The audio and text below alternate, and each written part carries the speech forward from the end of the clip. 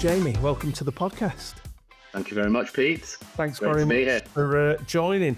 The first question that I ask everyone is, when did you first encounter Prince? How did you become a Prince fan? Well, that's why I chose to speak about this album, Pete. This is my gateway Prince album. I was about 10 or 11 years old. I was in school. I heard this lad in my class just singing to himself this song. I said, "Oh, what's that?" And he said, "Oh, it's a song my brother listens to from this guy called Prince." That was it. And then that weekend, I went to my local library. We used to have a few of those around the UK. And they used to be able to rent out cassette tapes, as well as books. And I was just looking at it, and then I saw Diamonds and Pearls by this guy called Prince. I thought, oh, that's that guy that boy mentioned. So I rented it out, recorded it onto a blank cassette, like you used to do in those days, of course. Yeah. And that was it. 10 and a half years old. It just opened a whole new world to me. And it was literally no looking back from there. You know, like it was probably 6 months before Love Symbol came out. Yeah. So I quickly got onto Love Symbol when that was officially released. And then obviously just the back catalogue you know, there was just so much to explore. And so I'm 43 now, and Prince has been a huge part of my life since that day. Yeah. Oh, that's fantastic. I love it. That is brilliant. Well, this is what we're talking about. We're talking about Diamonds and Pearls. It was his 13th full-length studio album, released in October of 1991. Really just over a year since he'd released Graffiti Bridge. And it was the first one to be co-credited to a band since it released Parade back in 86. So the new band was the New Power Generation. It was Mikey B on drums, Sonny T on bass, Tommy Barbarella, who replaced Dr. Fink, of course, on keyboards. Levi Caesar Jr. switched from bass to rhythm guitar, and Rosie Gaines was keyboards and vocals. Tony M, Damon Dixon, and Kirk Johnson were kind of percussion, rappers, dancers. They kind of joined in as well. And yeah, this was his biggest album in the UK. This is, for some reason, the UK, more so than Purple Rain, the UK really, really went for this.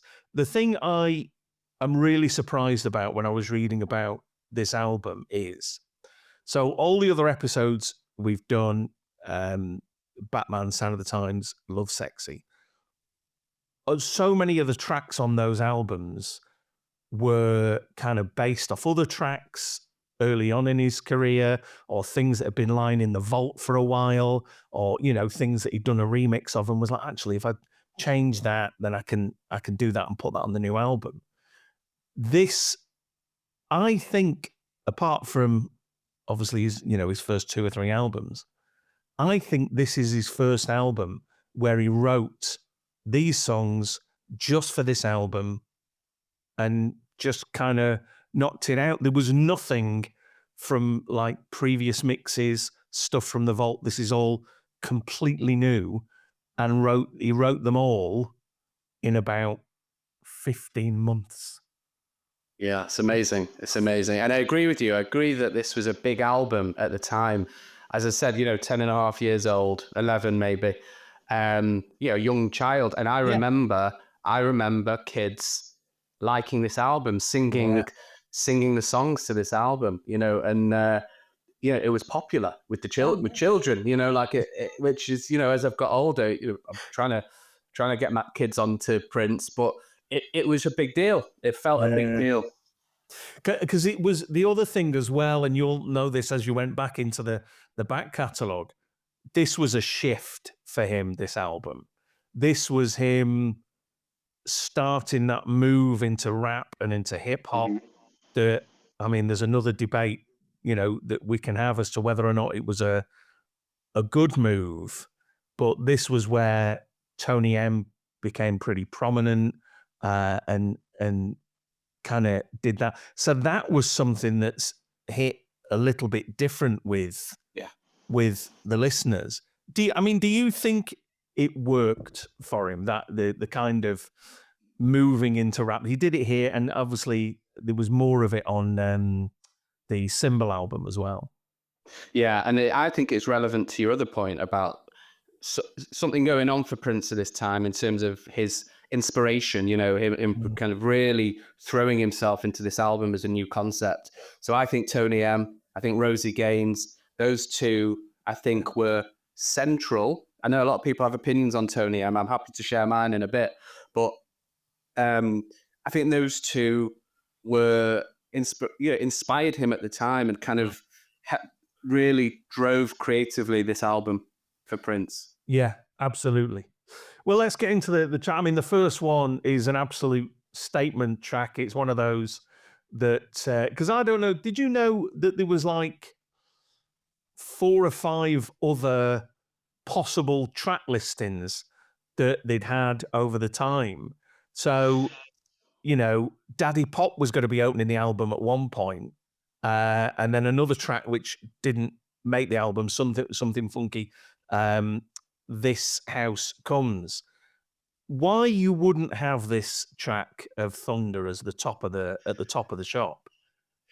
I don't really know. This is him going, right, we're on. Here we go. Yeah, honestly, when I was preparing for today and re-listening to the album for the 10,000th time, that word you just used I made a note of that word, which is a statement. Thunder is a statement. When you look at Graffiti Bridge and Batman, the albums just before it, solid albums, but they don't open with the same statement track. This is Prince telling the world, like, this. Listen to this album. I mean something by this. Yeah, absolutely. Like, it's got gravitas, it's got mystery, it's got sex, it's got a bit of spirituality. The production is massive. Some people don't like that overproduced sound of Thunder. I love it. On this album, that slick production works so well for me. Yeah, I think it was beautifully put together. I think it is. You're right. He's rarely sounded better than he did in this song, and it's one of those great openers that stays with you and is memorable and is a song that you absolutely remember. Did you, depending on your age, you might not have done, because did you go and see the Diamonds and Pearls tour? Did not. My first tour was the Gold Experience, unfortunately. Wow. So Diamonds and Pearls was my second tour. I'd seen him on the Nude tour, and of course he starts with Thunder, and that's again is just how it works. Is just bring the thunder kind of thing of we're in, we're off, and we're running. And one of the things I like about it is it's a real kind of band song as well. I mean, he's ripping it up the guitar. Mikey B on the drums and Levi Caesar Jr. Good to see him kind of move away from the bass, because he was always a much better guitarist than just playing the bass. But there's a crescendo, isn't there? So it starts off so strong, and then the track towards the end just builds with this crescendo with the kind of instrumentals you were talking about there, and there's a heavy synth as well that's driving it all towards the end. And it's interesting because you said about him like showcasing his band on that opening track. Not to jump ahead too far, but he showcases the band again at the very final track of the album, which is "Live for Love," where he's got all of his band members really showcasing themselves. It starts that way and then it ends that way. It's just he meant business. And that's again, I going back to the fact that there was more than one kind of potential running order, and it was pretty late in the day that it kind of got changed. I think Thunder, there was at least 4 that we know of. Thunder didn't get put as the first track until like the 3rd. So for the first 2, like we say, it was going to be either Daddy Pop or something funky, This House Comes. If you get the chance as well, and I'll put a link to it in the show notes, he gave the song, because of as we say, this powerhouse of a tune, but he turned it into like a suite that could be used for ballet. called the Thunder Ballet, and it was actually used for the Joffrey Ballet Company. Used it for that, and it's still the song. You can still hear the song, but it's in a way you've never heard it before, and it's absolutely just beautiful the way it, kind of just plays out. It's a really lovely, just a really lovely reimagining of it. Amazing. Yeah, I've heard of it. I've never heard it though. Yeah, So yeah. definitely be interested in. It's on so they put it on the Super Deluxe version because obviously at the moment on the Purple Pod, we're only doing the standard releases because if we get into the Super Deluxe versions, we've got to be here all day. We will. So we just, but yeah, if you listen to the Super Deluxe version, it's on there, and it's oh my God, because we know this song, this thunder, that kind of, as we say, that powerhouse of a song, to hear it completely differently, but still retain that original bit is fabulous. I love it. Yeah. And that, I know we're not talking about the Super Deluxe, but if anyone's listening and they've not heard the Glam Slam after show that was released as part of that package, I mean, that is top tier stuff, isn't it? That, for me, that's the best release, posthumous release of them all. That Glam Slam show is unreal. What I've loved about the Super Deluxe is, and all the different ones that we've had, so like the Sound of the Times and things like that, is just the breadth of stuff that we'd not heard, that you were like, right, I didn't know they'd done a remix of that, or I didn't know. So like, again, on the Diamonds and Pearls, I know we said we weren't going to talk about it, but but like the 10-minute version of Get Off is just tremendous. It's a good hour short for my money, that version of Get Off, because I could just listen to it over and over again. But I've loved hearing stuff, either stuff that I had on really bad bootleg cassettes where the sound quality was terrible and you couldn't really hear anything, to hear everything in good quality was has been really good. Yeah, Second track, Daddy Pop. I can see why it was first, initially, because it's a great kind of upbeat. It's absolutely, it's Prince and the band at their best. It's just a great funky track to get us all going, really. Unique as well, though, right? Like, it's got such a unique sound. I know it's got, it's a bit poppy, it's funk pop, but it's unique. I mean, I can't imagine anyone else writing or playing something like that. That is a Prince track. Really enjoyable. Obviously, Rosie, it's the first time we hear Rosie on the album, really up front, which, starts things off in that respect. There's an interesting thing with tracks like Daddy Pop where Prince is talking about character, and he's kind of advocating for their virtues. He's talking about a character that we should be looking up to and revering. So Daddy Pop's one, but I think he's talking about himself. Oh yeah. Daddy Pop is Prince, right? Yeah. But it's the same with like Chelsea Rogers. I know this is a song about a female character. He's talking about himself there. Yeah. Party Man, that's Prince. So he's got a collection of these tracks where he's talking about his character that we should all revere and look up to, and they're super cool, and they've got these amazing virtues. He's a Prince, bigging himself up, right? Yeah, because that bit at the end of, the jester's on the phone. Oh yeah, Rosie, tell him I ain't home. It's absolutely that self-referential. I just want to make sure we give a big shout out as well to the other, because you're right, Rosie Gaines was very much the predominant female voice on this. There was another background singer called, and apologies for if I'm mispronouncing her name, I think it's Elisa Fiorello, I think her name is, and she was quite heavy on this. It's her that did the line of "You're the best" on Okay. Dog. That's her. And she did various bits of backing vocals on the album. So I just wanted to make sure we kind of gave her a bit of a thing. But yeah, hearing Rosie properly for the first time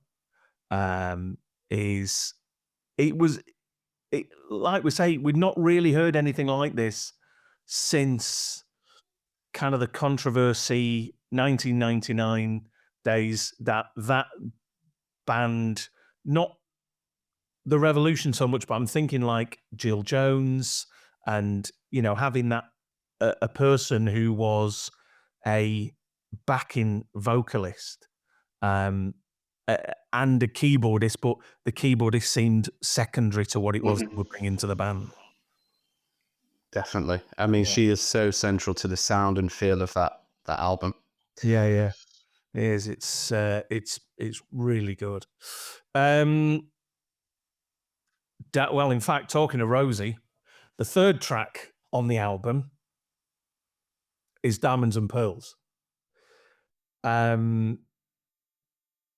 This was one of the earlier tracks kind of recorded for the album. And Sheila E. performed on this as well. She's added some stuff on this. But to bring Rosie Gaines forward as much, there's many things we know about Prince, but he wasn't. He was the star, and whilst he always supported his band and he loved his band, so this was a real departure for him to kind of go, no, it's not just me here. Look at this one, I think that was easier for him to do with female performers. Yeah. Prince, in my opinion, was like an alpha male. He would not share the spotlight with another guy. No. Whether it was about, guitar playing or singing, he was going to be top dog, when he did share the stage with people. I think with women, I think he was maybe a bit more generous, with sharing that. That's my sense of it. But yeah, absolutely. He brings to the forefront of that. It's a duet. For me, unfortunately, weakest song on the album for me. I'm afraid to say. It's maybe weak is not fair. It's a really good, solid pop ballad, in my opinion. Like, I feel like he wrote that for the radio. The video was slick. You can tell he's going for he wants a top 10 track with that. But it's too sickly sweet for me. That's going to be the only one I skip. Mike, you even skip it? Not even just kind of sit there and deal with it? What? D to the I to the A to the M. Oh, it's the N to the D to the Pillars of Love. Come on. Yeah, it's cool. It's a nice track, but it's not. It's just it's too smooth and sweet and soft for me.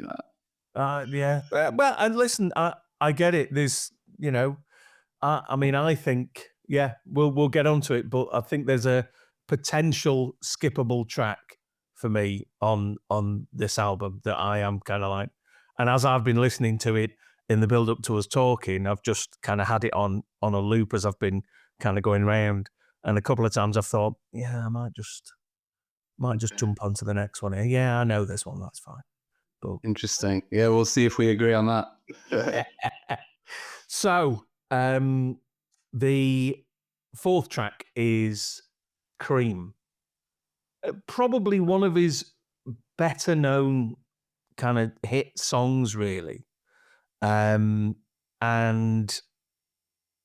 is just a really good pop song. I mean, it really is. Yeah, and again, a bit like Thunder, like and maybe Diamonds and Pearls. You got a sense that when he was writing it, he was thinking, "This is a statement. This is a top 10 track." Yeah. Like he knew what he was doing with that song. And what he does, for me, it's kind of got a bit like when he was producing Kiss. You know, like he knew this was going to be a banger that would get radio play, that would be good on a dance floor.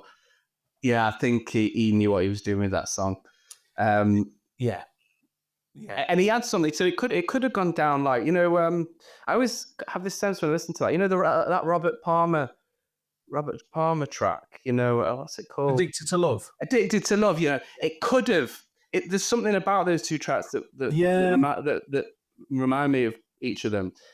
But what Prince does so well is he kind of adds like layers of cheekiness. You know, his lyrics are cheeky. His vocals just separate that track from what could have been a more generic, good pop song. The wordplay, you know, that is some genius wordplay in that song. You've got the horn, so why don't you blow it? I mean, that is out. Because I'm trying to think, because obviously Love Sexy was his big, right, we're religious now, and, you know, and the sex thing was kind of moved into the background. But this album, we're kind of bringing it back again. And, you know, this song in particular is our first look at, oh, okay. Oh, so it's back to talking about sex. Because that's clearly what the album, what this particular song's about. Absolutely. This is something. So this is a disagreement I've had with friends for years. So the line is, look up in the air, it's your guitar. Now, a lot of my friends say he's just talking about his penis there. And I am not having it. I don't think that's the case.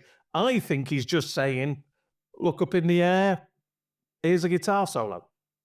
So I'm interested in your thought. Yeah, I had never thought, it never crossed my mind that he was talking about his penis. I'm with you on that, Pete. It's like, but when he talks about her having the horn and why don't you blow it, I think that's a bit less ambiguous. You know, we know what he's saying on that, don't we? Yeah. You know, cream, get on top. I think we know what he's talking about. But yeah, I loved it. And again, going back to what you were saying about that bookmarking of the album, that book ending of the album with Thunder at the beginning, Live for Love at the end. And of course, this was in a time when you listen to albums, you know, it's not so much of a practice anymore, but the flow of the album's really nice, you know, and I think it really kind of nicely, they've kind of balanced things out. Because, so the next song, which is Strolling, say if you'd gone to Get Off after this, it would have been like, wait a minute, this is too much now. I need to.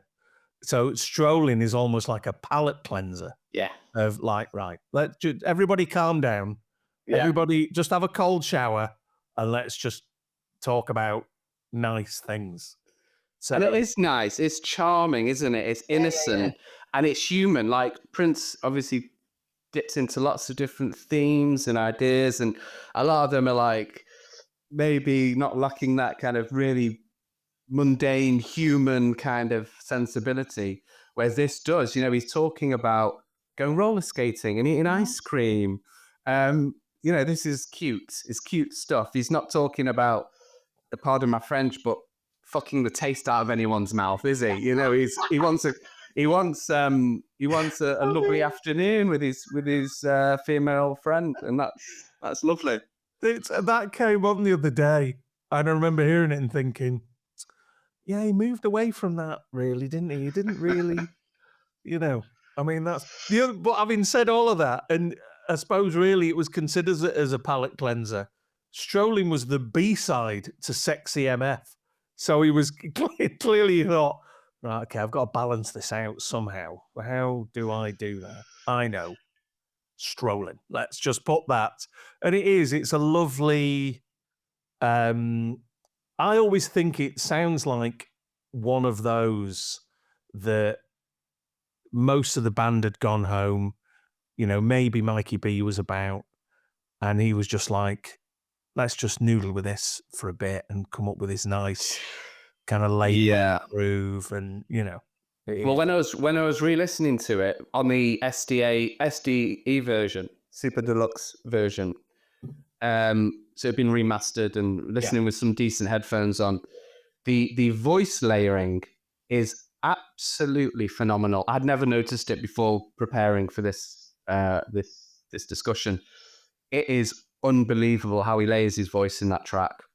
And I didn't notice it. I'd not picked that up before. So, that's again going back to the Super Deluxe. It's that kind of the detail that it's bringing out, and the production is really something amazing. The thing is, if you think right back, he's always been incredibly good at structuring a vocal track and where, how he's going to sing it.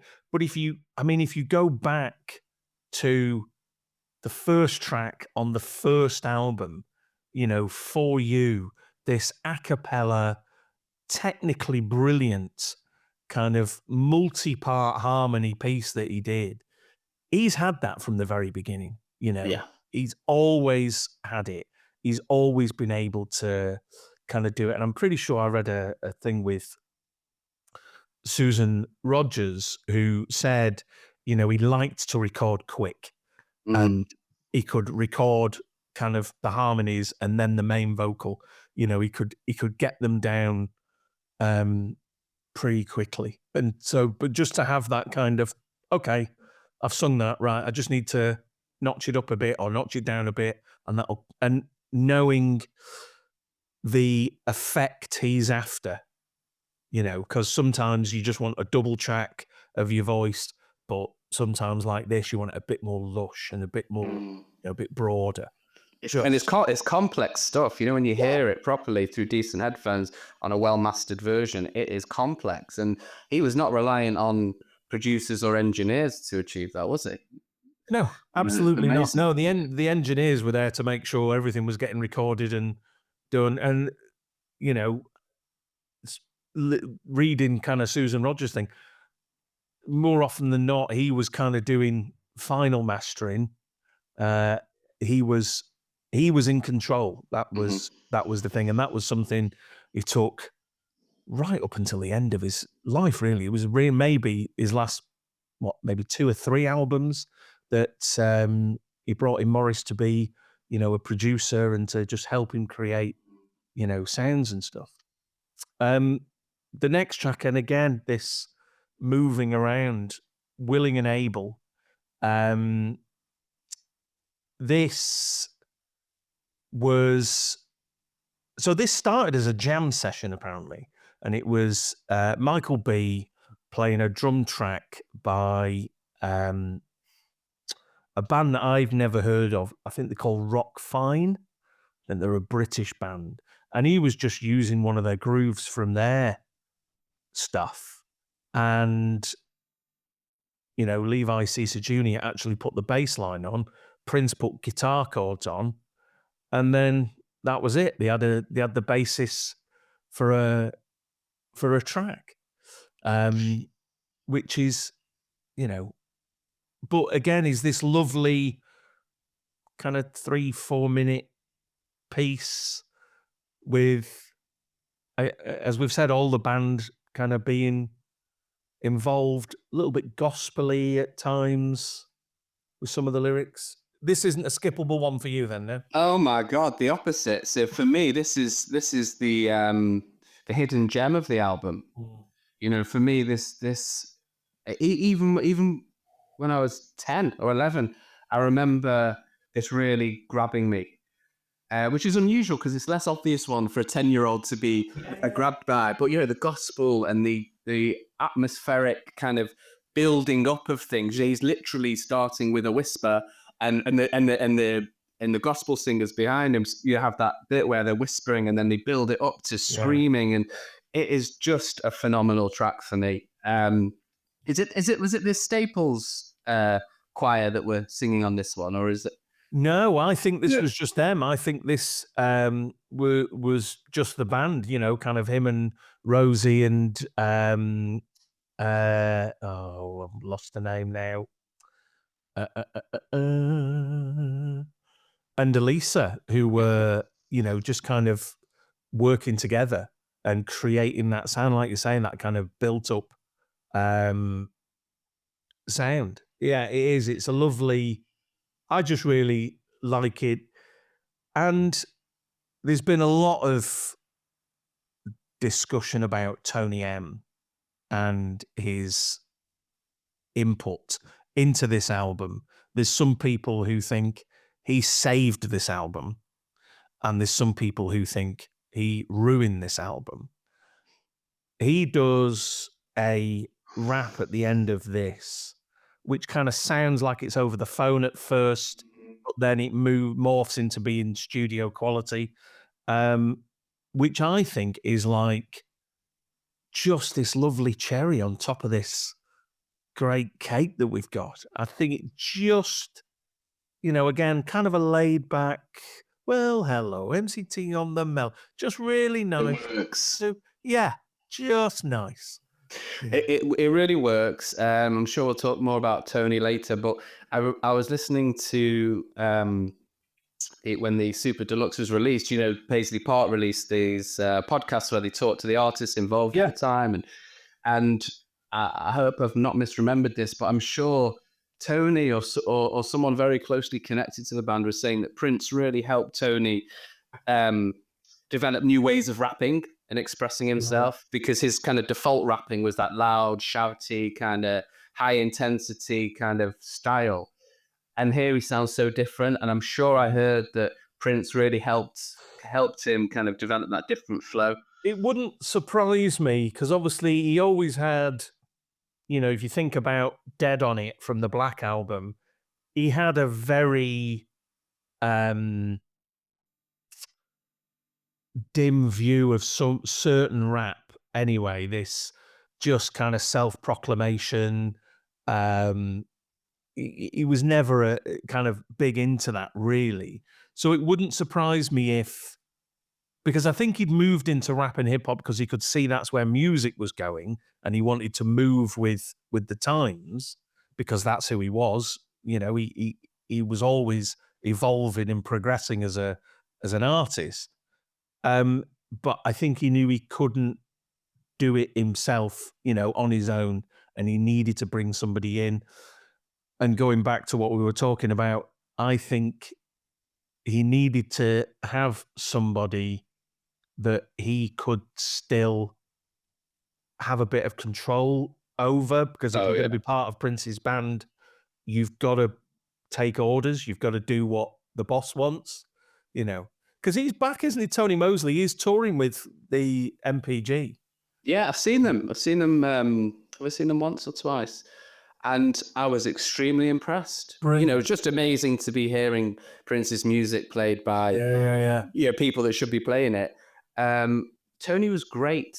He was great. And, I know not to go too far off topic, but when they dropped Days of Wild with Tony leading on the rapping, that was one of the greatest moments of live music I've had since Prince passed away. I'm telling you, he did really, really well. I was so impressed with the band, with the MPG, but Tony did great. Because that's the thing. I've not seen any of the, I know the Revolution have been doing some dates, and I think they're touring again. I've not been to see any of them. But I don't know. I'm just well worth it, Pete. Honestly, I was talking to a Prince friend not so long ago about this, and he probably shared your feelings, where there was just this block. There's just something holding him back from wanting to see Prince-related bands touring after Prince has left us. And I was really trying to persuade him to give it a go, because it's going to be the closest we connect with Prince's live music ever again. That's the truth. And these guys were there. These guys have played it. These guys were trained by Prince, and they honor him. They honor him, and they do it properly. So I would strongly urge you to give it a go. Yeah, I think I will with the MPG. I don't know why. And there's a friend of mine who's a big Prince fan, and we were talking about it. I think so. He died on a Thursday night, and the news kind of broke on the Friday, didn't it?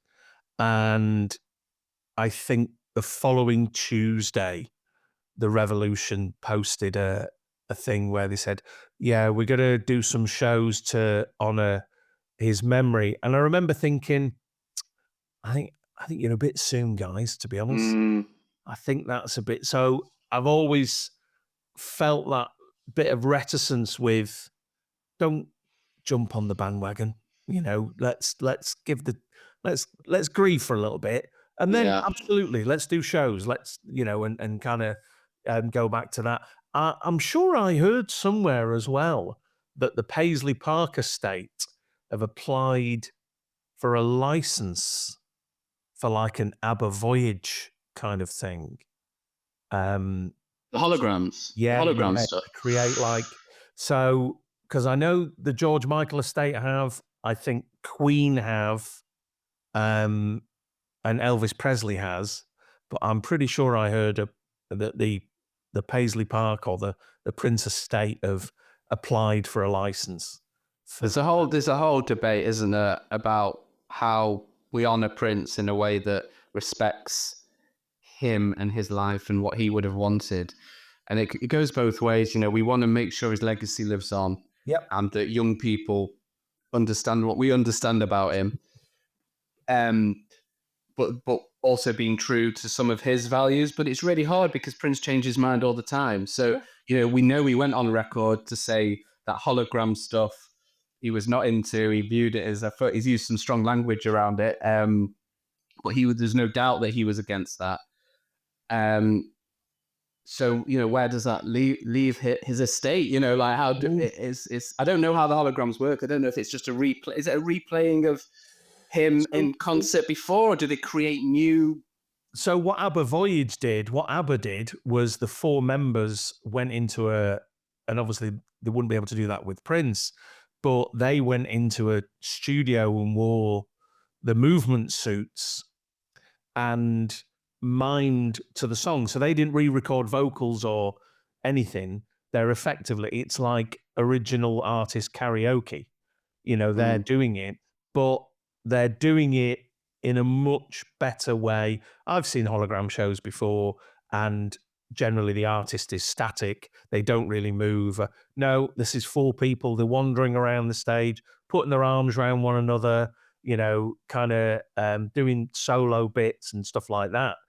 And yes, I can see why you would be against what we've known as hologram performances, but I just think something that becomes a bigger show, because I thought that when they released like Welcome to America, of right, okay, and some of the stuff that's been released from the vaults of, I don't think Prince would have wanted these released. If he wanted them released, he'd have released them. But I'm kind of glad that the estate is doing what it's doing, because we get to it, we still get new things. And Well, I agree. And I think, it's, listen, we're talking about Prince, we're talking about Shakespeare, we're talking about Beethoven, we're talking about someone of such significance that we should be uncovering stuff in the vault, in my opinion, almost like regardless of what Prince chose to release, because he's too big, he's too important. Yeah.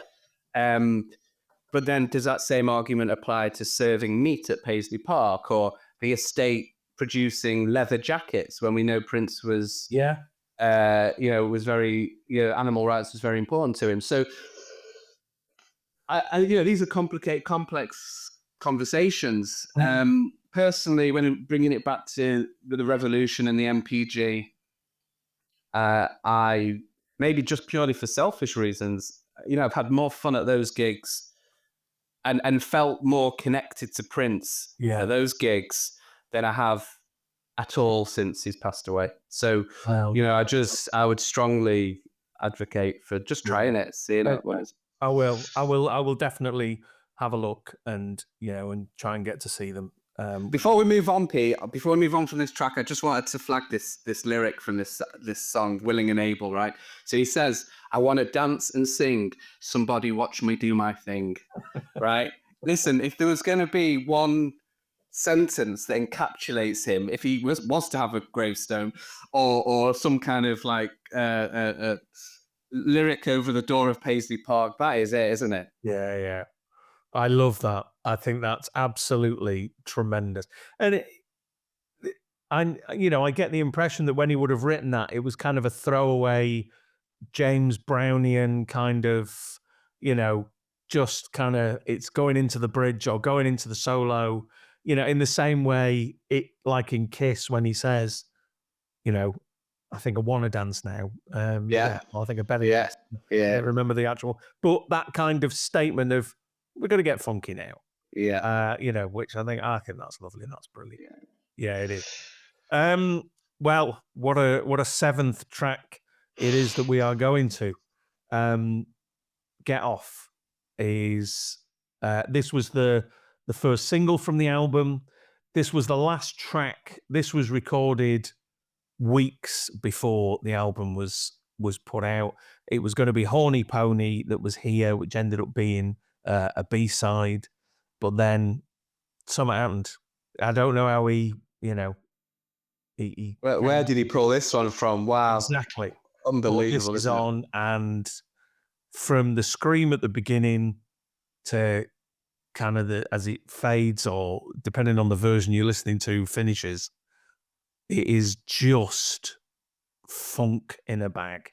It's absolutely glorious, isn't it? And so it's that scream, which is iconic, followed by that wailing thing that happens, and then that flute riff, I think it's a flute or some kind of wind instrument, kicks in with that heavy kick drum and the bass line. This is strong stuff, like, I mean, Horny Pony, what a switch up that was, thank God Get Off got on instead of Horny Pony. But it encapsulates the whole sound of the album, in my opinion. It's so Prince, but really sounding like modern. He was embracing some new sounds, and doing it so well. Didn't feel contrived. Didn't feel like he was chasing styles like some people might argue he was doing with the rap. It was just perfect Prince. That absolutely one of his strongest singles, in my opinion, of his whole career. I'm backing you. I think I'll get the boards ready and we'll go marching on that. Yes. Because I think, and so it was one of the first 12 inches that I bought, which had like Violet the Organ Grinder and the flute version, and the Clock in the Jizz, which was like an instrumental version, and the house style version of Get Off. Just, it could do very little wrong for me. This was one of those tracks that I always talk about with friends of, can you imagine being the sound engineer and going, so what's this? Oh, it's the new track, Get Off. We're just gonna do it from the top. Yeah, right, I'll press record. And then kind of going, what is this? I can barely contain my lunch. This is so good. It's unreal. And he plays it twice on that Glam Slam after show that comes with the Super Deluxe. He plays the more traditional version and then plays the house style version at the end. And he's loving it. He's dancing on the bar. He is into that. Really, I mean, I think we've said it all. It's just a great, great song. Because it's one of those songs that, if you think back to something like Purple Rain and like tracks like Computer Blue, which was, he's got a groove, he's got his band, and they kind of do it a little bit with like Baby I'm a Star, of he just wants to jam on this. Let's just play this for 20 minutes and we'll just come up with it. This is absolutely that kind of song of just keep this groove going and we'll come up with new things to do with it. Yeah, and like you said before, Violet the Organ Grinder is a great example of that, because it's the same track, isn't it? But it's a different song and it sounds so different and so interesting. Yeah, I remember, again, young kid, loving Violet the Organ Grinder. It sounded so different to my ears. Like I'd never heard anything like it before. It is. It's fantastic. Yeah. I mean, to be fair, we could do the episode on Get Off. We could indeed. Just let me ask you though, Pete, because was this the first, apart from Dead on It off the Black Album, where he's rapping in a tongue-in-cheek kind of way, is Get Off the first track where Prince is fully rapping, do you think? I was trying to... It is. Yeah. Yeah. I don't think there was anything, because he didn't really do anything on kind of like that on Graffiti Bridge, and certainly Batman. There's a couple of moments, but maybe just the odd line that you think, like in Bat Dance, which isn't a song in the traditional sense. But I don't think there's anything like the vocals he did on this. And his rapping bit on Get Off for me work really well. There are times where I don't necessarily think his rapping works. Like I was never a big fan of Pussy Control off the Gold Experience, Right? But for me, this rapping works. Yeah, it works well. It absolutely sits it.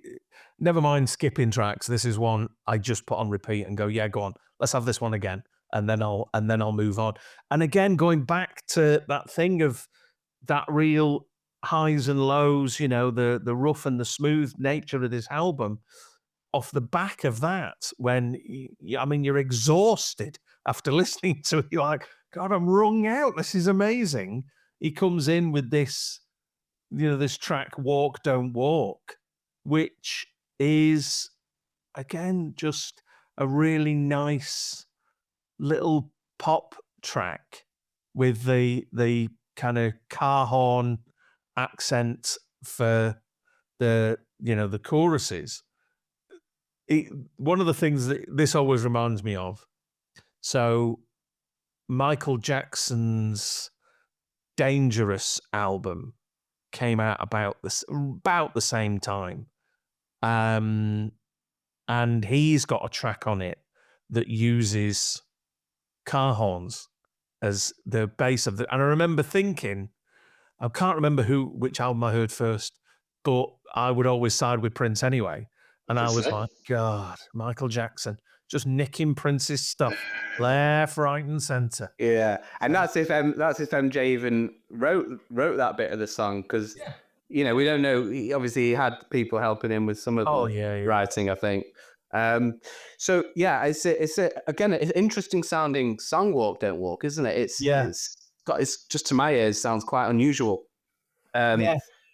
What is not unusual with this song is the messaging. Like what Prince is talking about here is something that was evident from his first albums, which is about people being themselves, not being influenced by others or external pressures, owning who you are and living your life by your own kind of values. And, that Prince lived his life by that. Yeah. So, it's not for me, not my favorite song on the album, but that message, is powerful. And we know that is core to who Prince was. So, for that reason, it has a special place in this album. Yeah. And like you say, not my favorite. I mean, my favorite is Get Off, but it's a good solid 6 out of 10, 7 out of 10 on this album.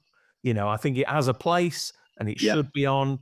I don't think, looking at the different arrangements, that there's another song that could have taken its place.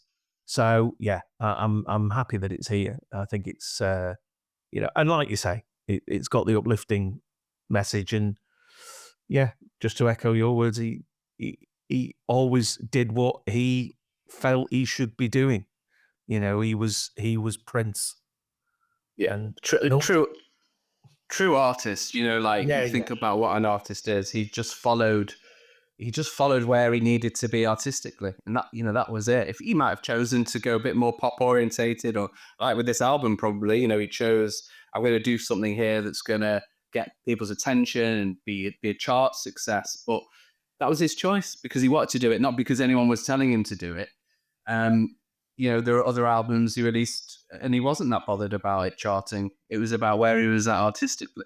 And I think one of the things I love about him, one of the many things I love about him, was with musical artists, we complain if they move away. So like when he released Around the World in a Day after Purple Rain, people were like, what's this? This isn't what Purple Rain is. But if he'd released another Purple Rain, people would have been like, well, what's this? This is just Purple Rain all over again. Mm-hmm. You know, he never stayed in one place. He absolutely was moving all the time. There was that progression of an artist. Something like Get Off could never have been done on a previous album. There's nowhere it would fit. In fact, I don't think there's much on this album that would fit anywhere else. But yeah, he was just always kind of, right, the next thing and the next thing and the next thing. I think it was like painful to him, the idea of rehashing old things or staying put. He always just had to push himself forward. And that's why he never liked talking about the older songs. He never liked kind of. So I went to see him on the Rainbow Children tour, where he didn't really do any of the old songs. He did a little section, but by and large, he played the Rainbow Children album. Because I remember a mate of mine, we didn't know each other at the time, but when we were speaking afterwards, we found out we'd both been at the concert. He left at halftime because he was like, he's clearly not going to do the big hits, and I'm not in for this. I mean, I loved it. It was because it was I saw him at the Manchester Apollo. It was a theatre. I was there, Pete. I was there. Yeah, I was there. I was there at both of those gigs. So he did two nights at the Manchester Apollo. Yeah. And what I wasn't, which I'm just one of my biggest Prince regrets, was I was at university at the time, so I was skint, didn't have much money. So I wasn't a member of the MPG Music Club. Yeah. So I didn't get these kind of rehearsal access and the front row tickets. Looking back, biggest Prince regret of my life, that. But I was at both of those Apollo gigs. Wow. And it was stunning. I think on one of the shows, I think, you did the piano medley where he was playing some of his back catalogue. But he didn't do it at both shows. It was just one of them. And, I was at the one where he did it. Because I remember him doing that and thinking, okay, this is his concession. But no, it was just, it was, just a great night of music. And he was 3 hours on stage. I know there was an interval, but it was a 3-hour gig. He didn't kind of skimp on it. Oh, it's stunning. It was stunning. And these bands were stunning, and the sound in that. I mean, I love the Manchester Apollo. It's a great venue. It is. It works so well for that gig. Yeah. The next track is Jughead. So he shares writing credits with Kirk and Tony. And the whole song is kind of foreshadowing what we're going to be experiencing when we get to like Come and the Gold Experience and Slave, being written on his face, and becoming the artist formerly known as Prince. A lot of it is kind of rooted in this. The whole song is about the music industry and how bad it treats artists. Yeah, interesting that. So I don't think I'd understood that. I'm going to go back and re-listen to the lyrics to help me get my head into that. People get sidetracked, don't they, with Jughead by the sound, the rapping, Tony M being kind of the front and center of it. It's probably the most divisive. In fact, maybe divisive is not the right word, because I think there's almost a consensus of hatred against this song. And I don't know about you, but I defend this track. I enjoy it. Love it. Yeah. I think it's absolutely, I absolutely love it. And it got him in trouble. So the bit at the end with Tony M of saying, hey, Tony, what you need is a manager and all that business. Prince's manager sued him, a breach of contract suit demanding $5 million in damages because of the Tony M bit. Wow, I did not know that. But they don't mention anyone's name. It's No, like no, it's a skit. absolutely. You know, it's like a theoretical situation. What he said, this is Steve Fargnoli, he said, that's about me. That is clearly about me. Because in that skit, he uses the example of Little Richard, doesn't he, as someone that had historically been screwed over by his management and his contract. So I feel that's that's really unfair. I feel very defensive of Prince against Steve. So what? He didn't win, did he? He didn't get $5 million. That's the thing. I can't seem to find out what happened. All I can presume is it just went away. But you know, Steve did not. Obviously, he wasn't his manager at the time. He was his former manager. But Steve did not take kindly to what went on, really. But yeah, no, it is. It's a good song. I really like it. And nice. Let me ask you a question, Pete. Then, because I always thought my fondness of this song and like not getting pulled into this kind of like resistance and hatred towards it was probably because I was 10 or 11 at the time. You know, I wasn't a Prince fan before this album. And my sense was the people that really hated it were the older fans, you know, the fans that had been listening to Purple Rain and Around the World in a Day. And, you know, like then Prince is bringing rappers in and starting to rap himself.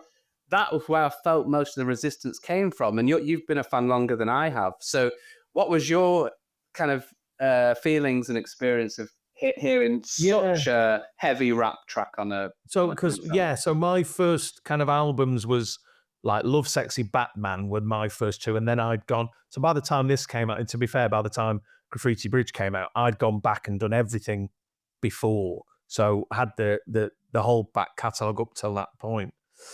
I had no resistance to it because, again, this goes back to what we were talking about of progression of an artist. And I think I'd read that somewhere. I don't think it was him that said it. I think it was someone like Run from Run DMC. I think he'd said it, of saying what's great about Prince is he never does the same thing twice. You know, he's always changing and being, you know, impressionable with that kind of thing. I was like, oh yeah, no, that's true. So I was always expecting something different from him. And I loved it. I thought it was a great. I'm probably more rhythmically kind of linked to music. I like good rhythms and I like rhythm heavy stuff, and that's one of the reasons I like hip hop and I like rap, and is because of the rhythm part of it. So yeah, I really like it. I'm with you. I don't get the hate. I don't understand it. It's, you know, it's a good song. It deserves to be here, you know, and just have it, take it, enjoy it, get dancing for goodness sake, you know. Yeah. The next one, again, very different. Money Don't Matter Tonight, released as the 5th single. It's a very different sound, really, to everything we've had on the album. There's that story element which we get with this, you know, the protagonist of the song being rubbish at dealing with money, you know, getting himself into trouble. It's not a skippable one for me, but I'm not mad on it. Okay. Well, I disagree. I love this track. It's easy listening, isn't it? It's like an easy listening vibe. Socially conscious, you know, which he dipped into at times in some of his music. The narrative of it, you know, the storytelling thing that you mentioned, again, not, you know, he did do that, but it wasn't something that he did often, I don't think. You know, like you think about Shy from the Gold Experience, or maybe, you know, Dinner with Dolores from Chaos and Disorder. I Could Never Take the Place of Your Man from Sign of the Times. You know, he would occasionally have these narrative-driven storytelling tracks, and I liked hearing Prince do that. You know, it reminded us that he was a human being and that he could like observe these kind of human stories, which, you know, you could forget sometimes because some of his ideas were so out there and just spirituality and religion and sex. And it was all like, sometimes you just wanted to hear him tell a story about character. And I think he does that really well here. He does. Obviously, And, like I say, it's not a skippable one, but I appreciate how good he is. And you're right, that story thing's been with him, for so long. If you think about like Bambi on the second album, stuff like Head or Sister on Dirty Man, he's Lady Cab Driver. It's always been there. He's always kind of brought that but this was, I guess what works with this is this feels very other because it's that social awareness. He's not talking about himself. He's not talking about a girl. He's talking about so many of us at one time, or another. So, it's down to earth stuff, isn't it? It's down to earth stuff. Unlike, did you use the example of Head as one of your narratives? Yeah, come on. We can't be comparing those two tracks. That's a different story. It's a story of sorts. Yeah, slightly less socially conscious. Yeah, absolutely. The next track is Push. And again, which I think did some B-side stuff on some pressings of Money Don't Matter Tonight. I think after Get Off, I think this is my favorite song. I really I like the band feel, and also when he did it live on the Diamonds and Pearls tour, he goes off. He goes off stage because Tony kind of does the first verse, then Rosie does her verse, and then Tony pointed us all to the video screens at the side, and Prince is in his dressing room with either Maite or one of Diamonds and Pearls with him, and he's got a towel around his neck and he's got his pimp cane, and he raps in the dressing room and does his verse. I'm pretty sure that was on video and he wasn't doing it live from the dressing room. I think it was an excuse to just have a costume change or whatever, get ready for the next bit. But I think that is one of the things that helped cement this song as a real favorite of mine, of seeing that live version of it.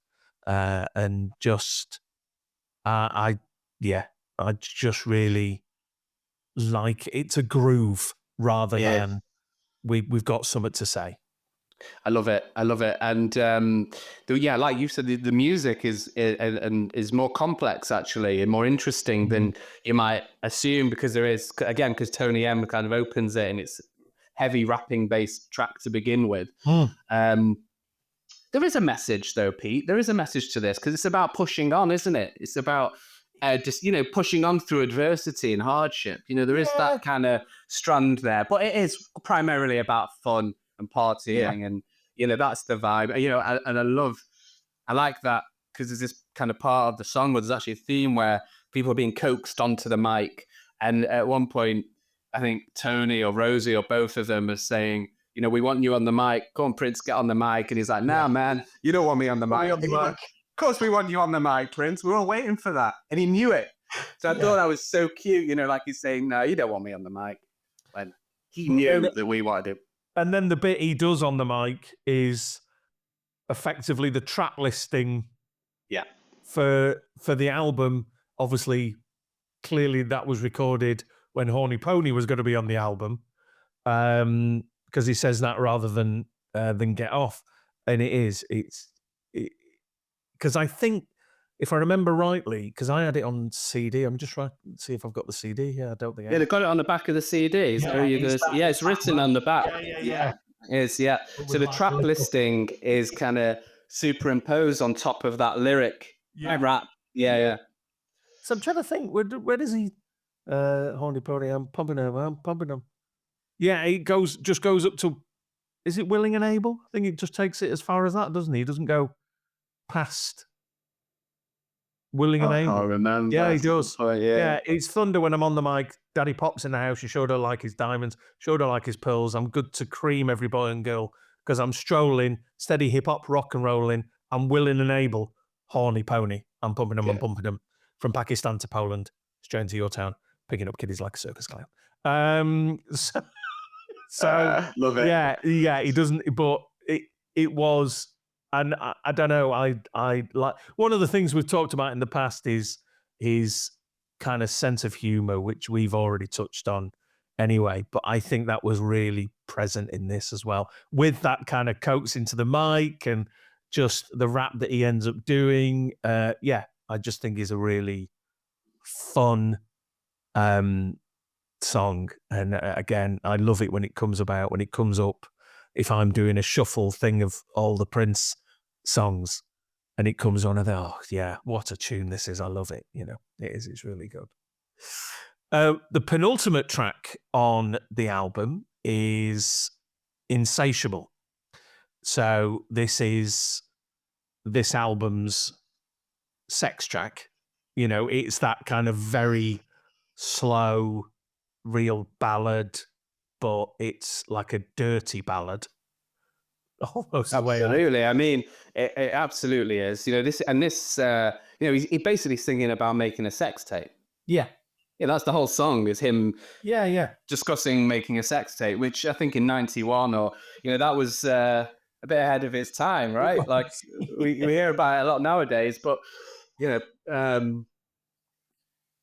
it was a naughty track. And for me, probably again, because of my age of getting into this album and then exploring his back catalogue, it was these kinds of like sophisticated, slick ballads that probably went a bit over my head at the time. They weren't the tracks that was pulling me into Prince. Even like Adore off Sign of the Times, which with some people say is the greatest ballad he's ever written. For me, just didn't hit home for me as an 11-year-old. Absolutely. But it's grown on me so much. Insatiable. It is a classy piece of songwriting, isn't it? Okay. It's beautiful. Well, this is my skippable. This is. Oh dear. Okay. This is absolutely my. Yeah, go on, crack on. I'm done with this. Fine. Yes, it's. Yeah. Don't look at the clock. Great. Okay. I don't know. It's not an automatic skip, but if I'm going to skip a track, it's going to be this. It is. It's just. I think because I had been spoiled by things like Adore, Still Would Stand All Time, just these incredible kind of ballads that he would describe sexual love in a way that I'd never heard before when I was, like I Wish You Heaven or When Two Are in Love, any one of those, just amazing. Yeah, I get what you're saying. I do get what you're saying. It took a long time to grow on me, this song. Again, re-listening to it on the remastered super deluxe version with decent headphones, the production is just outstanding on this. His vocals on this are outstanding.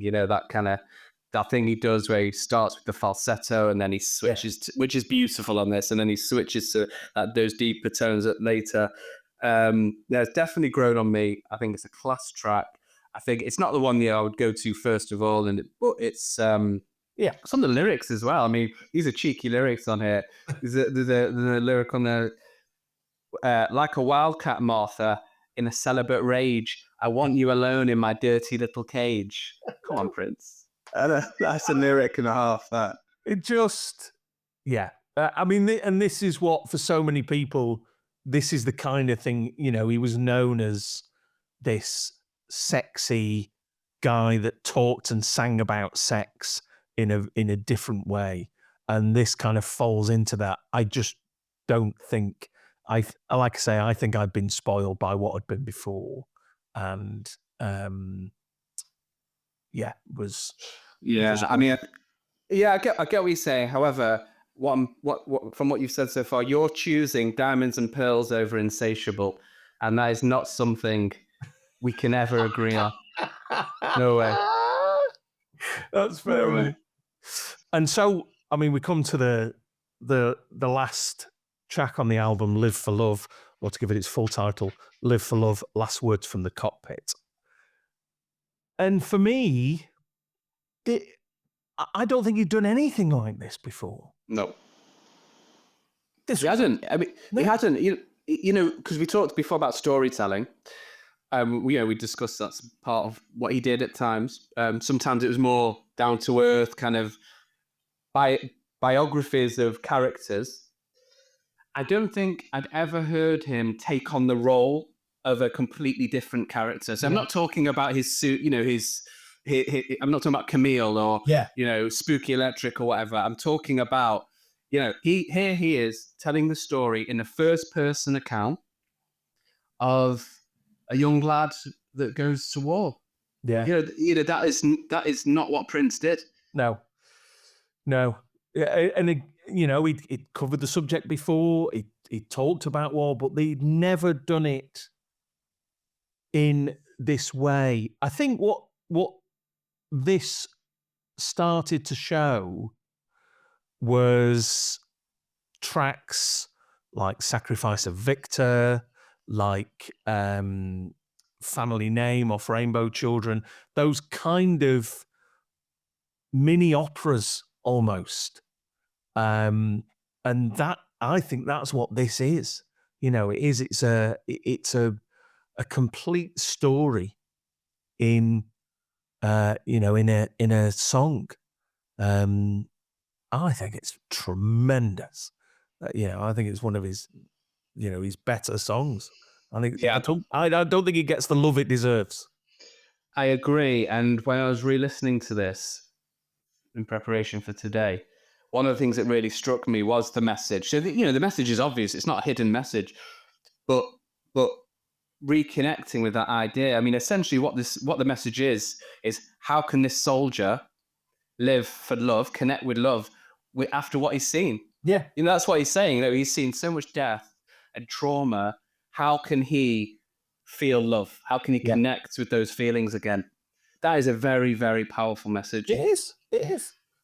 And he even, as the song progresses, at the end, Prince, within that character, is screaming.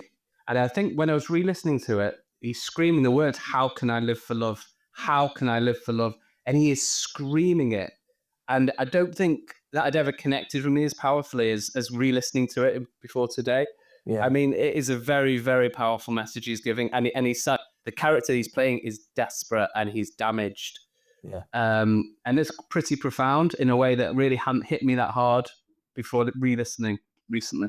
It is. It is. I mean, you've absolutely nailed it. As that the profound nature of what he was trying to say, and again, on the wider kind of music scene at the time, there was no one at his level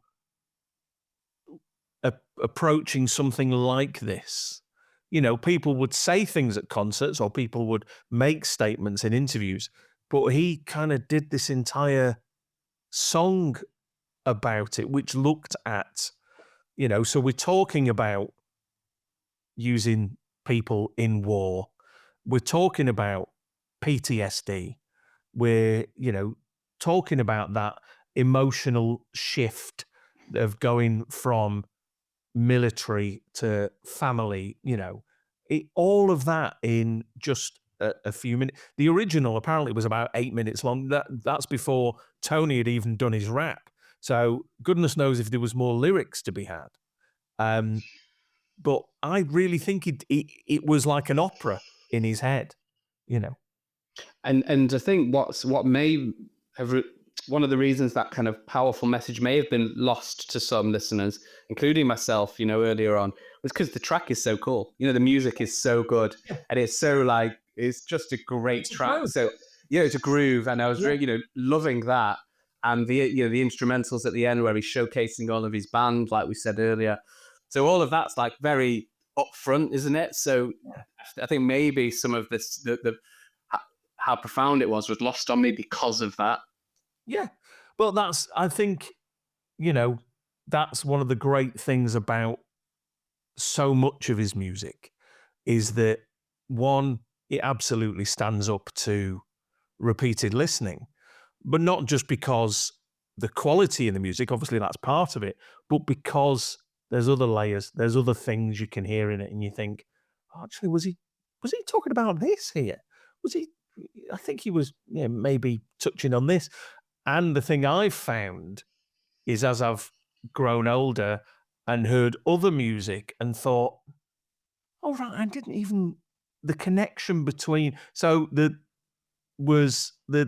thing I had recently, the comparison was, apparently there's a lot of lines that you can draw between the music of Prince and the music of Frank Zappa. Now, I don't know that much Frank Zappa stuff, but it's led me to go, right, well, I'm going to start listening, because I think, and a couple of tracks that I've heard, yeah, I can absolutely see that connection. And obviously there's that broader connection of Frank was a driven artist who constructed a band around him, the Mothers of Invention, and he was the band leader, so that comparison straight off the bat is the same. And Frank was a gifted songwriter, multi-instrumentalist, I don't think quite to the level that Prince was, but I'm biased. So Interesting. it's they absolutely stand up. Listen, Jamie, I've really enjoyed this. Thank you so much. Well, thanks for having me. I could, like many of us are hardcore Prince lovers. I could talk about Prince all day. It's my favorite pastime. And that's why I love going to all these shows as well. This is the other thing, Pete, going back to the MPG and Revolution gigs. It's just an opportunity to connect with like-minded people and talk about Prince for hours before you even go to the gig. So that's been the lovely thing of kind of researching and prepping for this podcast, and there's so much I never thought for a second I was like the most knowledgeable Prince fan, but there's so much that I've not heard that is readily available to the public. There's so much that I don't know that so many other Prince fans do know, and I'm really enjoying that as well, of kind of discovering new things about him all the time, which is lovely. Yeah, it's a pleasure, isn't it? And you've like fans like us, and there's thousands of us around the world. Yeah. Prince was such an important part of our lives, like it, and he's like the he's like the lens through which, for me anyway, he's the lens through which I interpret all other artists. Yeah. I judge all other artists, all other gigs I go to. Yeah. There's never a gig I go to where where Prince isn't in my head and I'm thinking, oh, that's a bit like what Prince would have done, or that's not as good as Prince, or he's probably copied that off Prince, or he's always there. Absolutely. Thank you for letting me reconnect with some of these thoughts and memories.